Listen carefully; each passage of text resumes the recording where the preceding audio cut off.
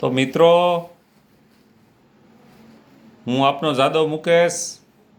હું આપની પ્રાથમિક શાળાની અંદર મારા બાળકોને ભણાવી રહ્યો છું. તેમાં મારો બાળક ધોરણ 5માં CATની પરીક્ષામાં પાસ થઈ ગયો છે.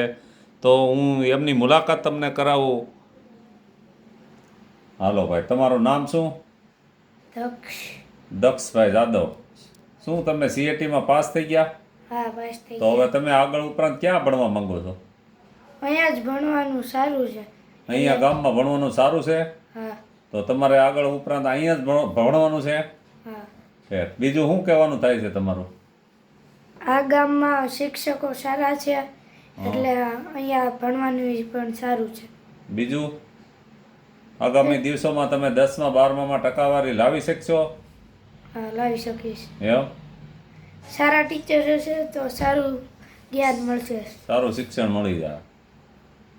તો તમારું શું કહેવાનું થાય છે? બધે પ્રાઇવેટમાં ભણવું જોઈએ કે સરકારી શાળામાં ભણવું જોઈએ? જેમાં બધું સારું હોય ને શિક્ષકો સારા હોય ત્યાં ભણવું જોઈએ. સરસ સરસ.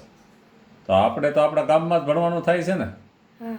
તો મિત્રો, તમે કોમેન્ટમાં જણાવજો કે આપણું બાળક જો પાસ થઈ ગયું હોય પ્રાથમિક શાળામાં શિક્ષણ લઈને, તો તમે જ કહો કે આપણા બાળકને આપણે ક્યાં ભણાવવું જોઈએ.